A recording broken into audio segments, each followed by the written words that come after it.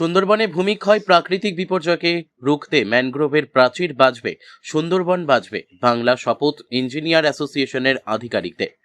এবার সুন্দরবনের ম্যানগ্রোভ অরণ্য বাঁচাতে ঝিঙাখালী নদীর তীরে বিশেষ বৃক্ষরোপণ কর্মসূচি প্রোগ্রেসিভ ইউনাইটেড ইঞ্জিনিয়ার্স অ্যাসোসিয়েশনের।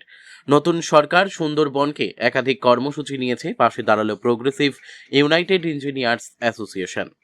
উত্তর চব্বিশ পরগনার বসিরহাটের হিঙ্গলগঞ্জ ব্লকের কালীতলা গ্রাম পঞ্চায়েতের ১ নম্বর শামশেরনগর গ্রামের ঘটনা। মুখ্যমন্ত্রী শুভেন্দু অধিকারী সুন্দরবন বাঁচানোর ডাক দিয়েছেন। গরান গেওয়া, হেতাল, কেওড়া বান একাধিক ম্যানগ্রোভের চারা বসিয়ে সুন্দরবন বাঁচানোর শপথ নিয়েছেন রাজ্য সরকার। বসিরহাট থেকে প্রদীপ সরকারের রিপোর্ট, বিগ নিউজ বাংলা। বিভিন্ন প্রাকৃতিক যে গাছ কাটার ফলে আজকে সুন্দরবন বদ্বীপ বিভিন্নভাবে ক্ষতিগ্রস্ত।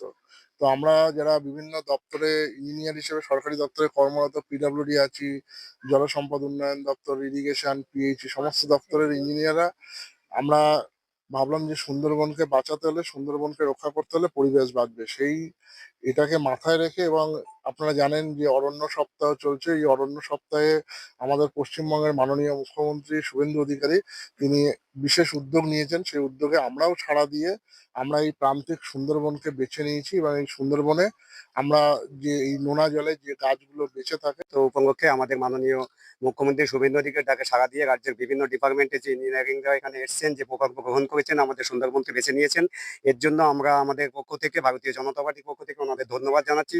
কারণ সুন্দরবন এখন অবলুপ্তির মুখে রয়েছে। বিভিন্ন চোরা শিকারীরা বিভিন্নভাবে গাছ কাটছে এবং বিভিন্ন বিপর্যয়, প্রাকৃতিক বিপর্যয়ের হাত থেকে একমাত্র পারি সুন্দরবন পরিবেশকে রক্ষা করতে, পরিবেশকে সুরক্ষিত রাখতে, সুরক্ষিত দিত। সেই দিক থেকে ওনারা যে ইঞ্জিনিয়াররা বিভিন্ন ডিপার্টমেন্টের ইঞ্জিনিয়াররা আমাদেরকে সুন্দরবনটাকে বেছে নিয়েছেন এবং এখানে বৃক্ষরোপণ কর্মসূচি করছেন এবং পরিবেশটাকে সুস্থ এবং স্বাভাবিক রাখার চেষ্টা করছেন। এর জন্য আমাদের পক্ষ থেকে ওনাদের অশেষ অশেষ ধন্যবাদ।